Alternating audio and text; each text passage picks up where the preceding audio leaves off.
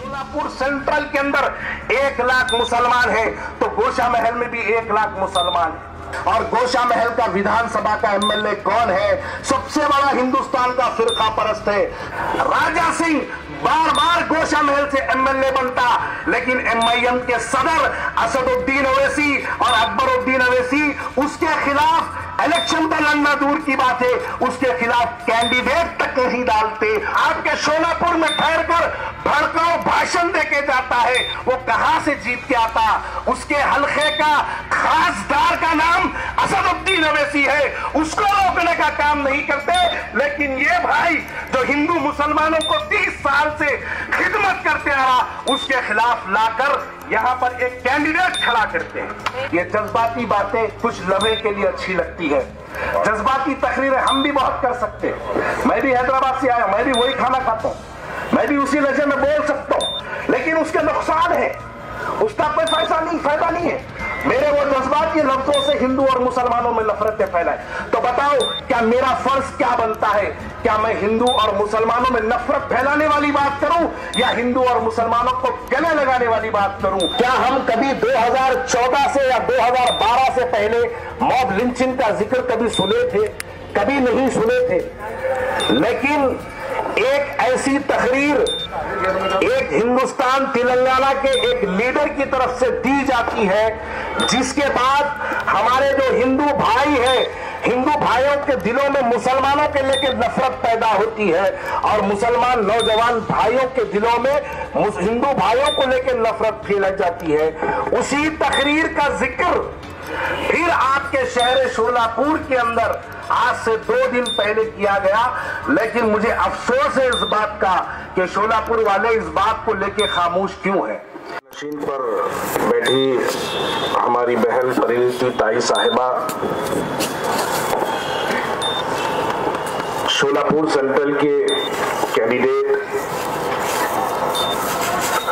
आज यहाँ पर कोई तकरीर का मौजू बनाना नहीं चाहता, लेकिन शोलापुर के हालात हम देखते हैं। मैं ताई के लिए बहुत बार शोलापुर आया हूं, एमएलए इलेक्शन में भी आया, उसके बाद 2015 के कॉरपोरेशन इलेक्शन में भी आया, लेकिन आज शोलापुर देखते हैं तो दिल को बहुत तकलीफ होती है। वो इसलिए होती है कि शोलापुर के अंदर आज जो फिरका परस्ती का माहौल बनाया गया है, ये माहौल हमारी आने वाली नस्ल तक का नुकसान पहुंचाएगा। मैं ताई से इजाजत लेते हुए कुछ और आगे की गुफ्तगू करना चाहता हूं।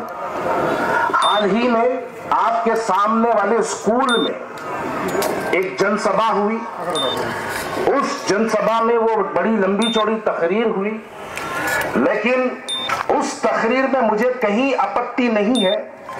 अगर मैं उस तकरीर को बात करूं तो उसमें एक ऐसा लफ्ज इस्तेमाल किया गया है जो 15 मिनट वाली तकरीर का जिक्र किया गया है। ये 15 मिनट वाली जो तकरीर है, ये तकरीर 2012 के तेलंगाना के निर्मल और आदिलाबाद में पहली मर्तबा ये 15 मिनट वाली तकरीर की गई थी। मैं यहाँ पर बहुत से मेरे नौजवान मुसलमान भाई यहाँ पे ठहरे हैं। मैं आप लोगों से बात करने के लिए आया हूँ कि क्या हम मॉब लिंचिंग का जिक्र या ये लफ्ज जो मॉब लिंचिंग है, क्या हम कभी 2014 से या 2012 से पहले मॉब लिंचिंग का जिक्र कभी सुने थे? कभी नहीं सुने थे। लेकिन एक ऐसी तकरीर एक हिंदुस्तान तेलंगाना के एक लीडर की तरफ से दी जाती है, जिसके बाद हमारे जो हिंदू भाई हैं, हिंदू भाइयों के दिलों में मुसलमानों के लेकर नफरत पैदा होती है, और मुसलमान नौजवान भाइयों के दिलों में हिंदू भाइयों को लेकर नफरत फैलाई जाती है। उसी तकरीर का जिक्र फिर आपके शहर शोलापुर के अंदर आज से 2 दिन पहले किया गया। लेकिन मुझे अफसोस है इस बात का कि शोलापुर वाले इस बात को लेकर खामोश क्यों हैं। देखिए, बहुत सी बातें हैं करने की, लेकिन मैं ज्यादा गुफ्तगू नहीं करूंगा। ताई यहां पर बैठी है, ताई से आपको सुनना है, लेकिन मैं सिर्फ एक सवाल करना चाहता हूं कि हैदराबाद से 300 किलोमीटर दूर शोलापुर को आते हैं और शोलापुर की तकरीर में कहते हैं कि मैं भाजपा को रुकाने के लिए आया। हैदराबाद से उत्तर प्रदेश जाते हैं तो उत्तर प्रदेश में जाके कहते हैं कि मैं भाजपा को रोकने के लिए आया। लेकिन ताई, क्या आप जानते हैं हैदराबाद में एक विधानसभा है, उसका नाम गोशा महल है। दारुस सलाम जो हैदराबाद का इनका MIM का जो हेड ऑफिस है वो गोशा महल में आता है। और गोशा महल का विधानसभा का MLA कौन है? सबसे बड़ा हिंदुस्तान का फिरका परस्त है। ताई, मेरे भाई, मेरे नौजवान भाइयों, मेरी इज्जतदार बहनों, आप जान के हैरत करेंगे, ये जहां से दारुस सलाम है वहां पर भाजपा के खिलाफ अपना कैंडिडेट नहीं डालते, लेकिन लाके यहां पर चेतन नवटे जो हिंदू मुसलमान भाइयों को लेकर चलना चाहता है उसके खिलाफ में अपना कैंडिडेट डालते हैं। तो आज मैं इस बात को रखने के लिए हैदराबाद से आपके बीच में आया हूं। शोलापुर में 1 लाख, शोलापुर सेंट्रल के अंदर 1 लाख मुसलमान है, तो गोशा महल में भी 1 लाख मुसलमान है। गोशा महल के अंदर दारुस सलाम आता है। गोशा महल के अंदर MIM के 2 MLA है। राजा सिंह बार बार गोशा महल से MLA बनता, लेकिन MIM के सदर असदुद्दीन ओवैसी और अकबरुद्दीन ओवैसी उसके खिलाफ इलेक्शन पर लड़ना दूर की बात है, उसके खिलाफ कैंडिडेट तक नहीं डालते, उसको जीतने का मौका देते हैं ताकि वो हिंदू और मुसलमानों में नफरत फैलाते जाए। आप बताइए, हमको कैसे लोगों की जरूरत है? हमको ऐसे लोगों की जरूरत है जो राजा यहाँ पे आके भी माहौल। बेशक ताई ने बिल्कुल सही कहा कि वो राजा यहाँ पर भी आके माहौल खराब करा, ये वो नांदेड़ भी जाके माहौल खराब करता है, ये बॉम्बे भी जाके माहौल खराब करता है, वो उत्तर प्रदेश भी जाके माहौल खराब करता है, आपके शोलापुर में ठहर कर भड़काऊ भाषण देके जाता है। वो कहां से जीत के आता? उसके हल्के का खासदार का नाम असदुद्दीन ओवैसी है, उसको रोकने का काम नहीं करते। लेकिन ये भाई जो हिंदू मुसलमानों को 30 साल से खिदमत करते आ रहा, उसके खिलाफ लाकर यहां पर एक कैंडिडेट खड़ा करते हैं। हकीकत बिल्कुल ताई को भी नहीं छोड़ा, ताई के खिलाफ ही 2 मरतबा कैंडिडेट डाला। अब आप बताइए, यहां पर क्या MIM शोलापुर इलेक्शन जीत सकती है? ताई और आप तमाम लोग जानते हैं ये उनका चौथा इलेक्शन है, ये नहीं जीतेंगे, ये बिल्कुल नहीं जीतेंगे। मुसलमानों, मैं वाज़ेह तौर पर तुमको कहूं, ये जीतेंगे नहीं, अपना वोट जाया मत करो, लेकिन ये इतना जरूर करेंगे कि ये लोग इलेक्शन के अंदर हराने का काम करेंगे। बिजनौर में समाजवादी पार्टी ने एक कैंडिडेट को टिकट दिया जिसका नाम नीरज चौधरी है।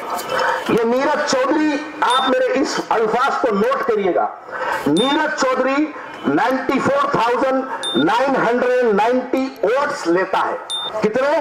94,990 वोट्स समाजवादी का कैंडिडेट टिकट लेता है।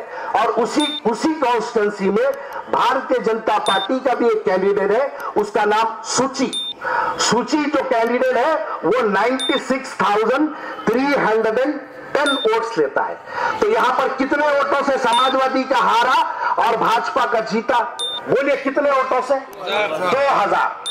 अब वहां पर उसी कॉन्स्टिट्यूंसी में MIM का भी एक कैंडिडेट है, उसका नाम मुनीर अहमद। आप जान के हैरत करेंगे ताई, मुनीर अहमद 2228 वोट लेता है। 2228 वोट, सिर्फ 2000 वोट काटने के लिए ये हैदराबाद से 3000 किलोमीटर दूर जाके भाजपा को जिता के आए। अब इस आंकड़े को समझकर आप शोलापुर के आने वाले 20 तारीख के विधानसभा के इलेक्शन को समझिए। ये लोग जीत नहीं पाएंगे, लेकिन ये मुसलमानों के अंदर जज्बाती बातें कर कर, ये लोग ये जज्बाती तकरीरें कर कर, ये हिंदू मुसलमानों के अंदर नफरतें फैलाकर, हाँ मैं मानता हूं कि कुछ गलतियां हुई होंगी हमसे, लेकिन इसका यह मतलब नहीं कि अगर मेरी आंख दुखती है तो क्या मैं अपनी आंख को फोड़ लूं या मैं अपनी आंख को दुरुस्त करूं। अब उसी आंकड़े को समझते हुए ये आने वाले शोलापुर के विधानसभा में भी ये वही काम करना चाहते हैं।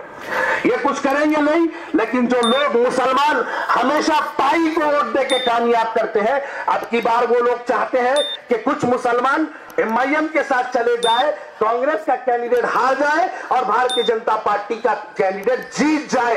इन्होंने ऐसा उत्तर प्रदेश में 50 से ज्यादा सीटों पर इन्होंने ऐसा काम किया, लेकिन आप देखिए अब महाराष्ट्र के अंदर ये कहीं भी नहीं जीतने वाले, महाराष्ट्र में एक भी सीट जीतने वाले नहीं है। लेकिन मुसलमानों, मेरे नौजवान भाइयों, मेरी आवाज अगर वहां तक नौजवान भाइयों तक पहुंच रही है तो मेरे इस बात को गौर से सुनना और समझना मेरी बात को। ये इलेक्शन कोई एक एमएलए या एमपी जिताने का इलेक्शन नहीं है।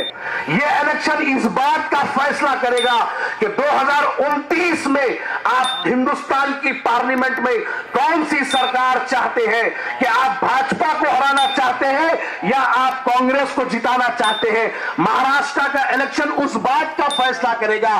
कोई एक दो एमएलए जिताने से हुकूमत के अंदर हिस्सेदारी नहीं बनेगी, लेकिन अगर आप कांग्रेस पार्टी का साथ देंगे, महाविकास अघाड़ी का साथ देंगे, तो आने वाले इलेक्शन के अंदर, और आपको मैं और एक बात ये कहता चलूं कि इस इलेक्शन, ये जो इलेक्शन 20 तारीख के दिन होने वाला है, इसके अंदर 100% महाविकास अघाड़ी की सरकार बनने जा रही है।